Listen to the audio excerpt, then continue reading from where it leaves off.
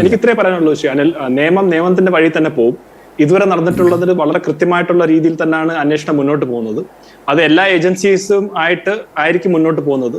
വ്യക്തമായിട്ട് തെളിവുകളോടെ തന്നെ ആയിരിക്കും അത് പോകുന്നത്. അത് ഏത് ആളുകൾ ആരൊക്കെ ഇതിന്റെ പിന്നിലുണ്ട്, ഞാൻ നേരത്തെ സൂചിപ്പിച്ചല്ലോ, ഇത് വെറും ഒരു മണി ലോണ്ടറിങ് ഫ്രോഡ് കേസ് മാത്രമായിട്ടല്ല ഞങ്ങൾ ഇതിനെ കാണുന്നത്. കാരണം രാജ്യത്തിന്റെ ഏറ്റവും വിലപ്പെട്ട മിനറൽസിനെ അടിച്ചു കൊണ്ടുപോകാൻ വേണ്ടിയുള്ള ഒരു കറപ്ഷൻ ഇവിടെ നടന്നിട്ടുണ്ടോ എന്നുള്ള ഒരു ചോദ്യത്തിനും കൂടെ ഉത്തരം വേണം എന്നാണ് ഞങ്ങളുടെ ആവശ്യം. അത് കിട്ടുന്നവരെ ഈ അന്വേഷണം മുന്നോട്ട് തന്നെ പോകും. അതിന് വിദേശത്തെങ്കിൽ വിദേശത്ത്, ഇവിടെങ്കിൽ ഇവിടെ, ആരൊക്കെ ഇതിന്റെ പിന്നിൽ പ്രവർത്തിച്ചിട്ടുണ്ടോ അത് ആരായാലും ശരി. അത് പാർട്ടിക്ക് ചിലപ്പോൾ വലിയവരായിരിക്കും, പക്ഷെ നിയമത്തിന് മുന്നിൽ അവരെല്ലാം ഒന്നാണ്. ആ രീതിയിലേക്ക് തന്നെ ആയിരിക്കും ഈ അന്വേഷണം പോകുന്നത്. വളരെ കൃത്യമായിട്ടുള്ള അന്വേഷണമാണ് ഇതുവരെ പോകുന്നത്. അങ്ങനെ തന്നെ ആയിരിക്കും ഇനിയും പോകുന്നത്. ഓക്കെ, മുഹമ്മദ്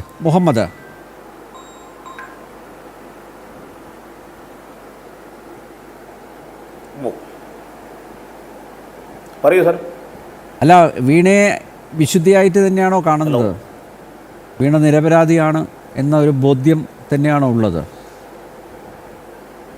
വീണയെ ഒരു കേസ് അന്വേഷണം നടന്നുകൊണ്ടിരിക്കുകയാണ്. അന്തിമമായ ഒരു വിധിയും വന്നിട്ടില്ല. ഇവിടെ സംസാരിച്ച ആളുകൾ തന്നെ അതിന് വിധി വന്നില്ല, കോടതിയിലാണ് എന്നൊക്കെ കാര്യങ്ങൾ പറയാം. നിയമപരമായി മൾട്ടിപ്പിൾ ഏജൻസീസ് ആണ് അന്വേഷിക്കുന്നത്. കോടതി പറഞ്ഞു കഴിഞ്ഞാൽ അതിനുള്ള നടപടികൾ തുടരുന്നതിന് ഇവിടെ ആരും എതിരല്ല.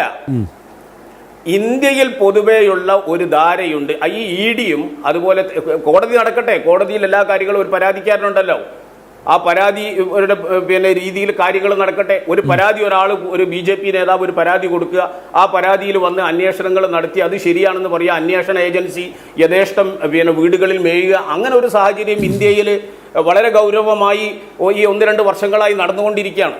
അപ്പോൾ അതിനെ പ്രതിരോധിക്കുകയും അതിനെതിരെ സംസാരിക്കുകയും പാടില്ല എന്ന് ഉള്ള ഒരു സമീപനം നമ്മുടെ രാജ്യത്ത്, ഒരു ജനാധിപത്യ രാജ്യത്ത് ശരിയല്ലല്ലോ. അത് തെറ്റാണ്.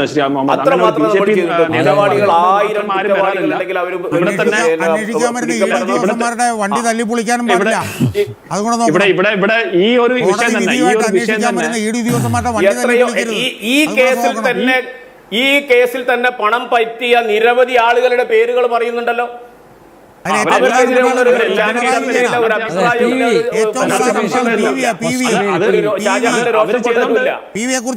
അവര് ചെയ്തോണ്ട് ഞങ്ങൾക്ക് കുഴപ്പമില്ല, വർക്ക്ഔട്ട് ആവത്തില്ല. അത് അവരും ചെയ്തില്ല അവരെയും പിടിക്കൂ എന്നല്ല, ഞാൻ മാത്രമല്ല അവരും ചെയ്തുകൊണ്ട് എന്നുള്ള ആ ലോജിക്ക് അല്ലല്ലോ ഇവിടെ കൃത്യമായിട്ട് ശ്രീ മുഹമ്മദ് പറഞ്ഞ ഒരു കാര്യത്തിൽ ഒരു വ്യത്യസ്തമുണ്ട്. ഇതിനകത്ത് ഏതെങ്കിലും ഒരു BJP നേതാവ് പോയി കൊടുത്തോണ്ടല്ല ആദ്യം ഈ കേസ് തുടങ്ങിയത്. IT റിട്ടേൺസിൽ ഫയൽ ചെയ്തപ്പം അവർ കാണിക്കാൻ പറ്റാത്ത ആ തുക എന്തിനു വേണ്ടിയാണ് കിട്ടി, ഏത് സർവീസിന് വേണ്ടിയാ കിട്ടി എന്നുള്ള ഉത്തരം ഇല്ലാത്തത് കൊണ്ടാണ് ഇതിന് തുടക്കം. അപ്പൊ അത് മനസ്സിലാക്കുക. അല്ലാതെ BJP നേതാവ് പറഞ്ഞുകൊണ്ടല്ല. അഫ്കോഴ്സ് BJP നേതാവ് ഷോൺ ജോർജ് ഒക്കെ ഇതിന്റെ പിന്നിൽ നിന്ന് നിരന്തരമായിട്ട് പ്രവർത്തിച്ചുകൊണ്ടാണ് ഇതെല്ലാം കുറെ കാര്യങ്ങൾ സംശയം. അതെ, എന്തിനാണ് അവർ പണം കൈപ്പറ്റിയെന്ന് വളരെ വ്യക്തമായിട്ട് അവർ പറയുന്നിട്ടുണ്ട്.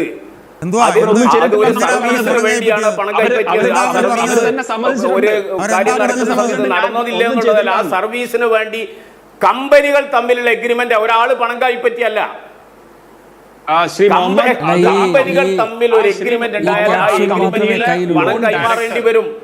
അതൊന്നും ചെയ്തില്ലെങ്കിൽ കൈമാറേണ്ടി വരും. അങ്ങനെയല്ലേ നമ്മുടെ നാട്ടില്? ആ കമ്പനിയുടെ തന്നെ ഡയറക്ടർ ആയിട്ടുള്ള ശ്രീമതി വീണ തന്നെ പറഞ്ഞിട്ടുണ്ട്, ഞങ്ങൾ ഒരു സർവീസും ചെയ്തില്ല, ഞങ്ങൾ ഇമെയിൽ വഴി പോലും സർവീസ് ചെയ്തിട്ടില്ല, ഒരു രീതിയിലും അഡ്വൈസ് കൊടുത്തിട്ടില്ല എന്ന് ശ്രീമതി വീണ തന്നെ പറഞ്ഞിട്ടുണ്ട്. അതുകൊണ്ട് ശ്രീ മുഹമ്മദ് അങ്ങയുടെ ബഹുമാനത്തോണ്ട് പറയുകയാണ്, അങ്ങ് അതിനെ ഡിഫെൻഡ് ചെയ്യേണ്ട കാര്യമില്ല. കാരണം കമ്പനികൾ തമ്മിൽ AMC ഉണ്ടോ? കമ്പനി അല്ല മുഹമ്മദ്, നിങ്ങൾ എന്തൊന്നും വിളിച്ചു പറയുന്നത്? പറഞ്ഞ കാര്യമാണ്. അതേസമയം ഈ എന്തെങ്കിലും ഒരു തീരുമാനം ഒരു കമ്പനികൾ തമ്മിൽ ഒരു എഗ്രിമെന്റ് ഉണ്ടായാൽ അത് പാലിക്കണോ പാലിക്കണ്ടേ?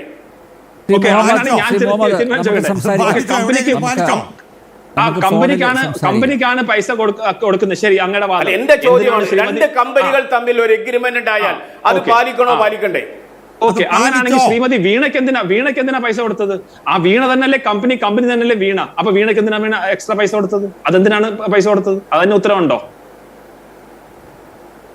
ഓക്കെ, നമുക്ക് അവസാനിപ്പിക്കാം. എന്തായാലും ഇനി പാർട്ടിക്കാർ തെരുവിലിറങ്ങിയത് കൊണ്ട് വീണയെ രക്ഷപ്പെടുത്താൻ കഴിയില്ല. ഈ സ്വത്തുക്കൾ കണ്ടുകെട്ടാനുള്ള നടപടികളിലേക്ക് ED കടക്കുകയാണ്. ഡൽഹിയിലെ അഡ്ജുഡിക്കേറ്റിംഗ് അതോറിറ്റിയുടെ മുമ്പിൽ കംപ്ലൈൻറ്റ് ഫയൽ ചെയ്യും. കള്ളപ്പണം മാത്രമല്ല, ക്രിമിനൽ പണം വെളുപ്പിക്കലാണ്. GST അടച്ചു എന്ന് പറയുന്നതിലൂടെ PMLA-യിലെ 2 സെക്ഷനുകൾ കൂടി അട്രാക്റ്റ് ചെയ്തിരിക്കുകയാണ്. കാത്തിരുന്ന് കാണാം വെള്ളിയാഴ്ച ഈ വിഷയത്തിൽ ഹൈക്കോടതി ഡിവിഷൻ ബെഞ്ച് എന്ത് നടപടി സ്വീകരിക്കും എന്ന് കാത്തിരുന്ന് കാണാം.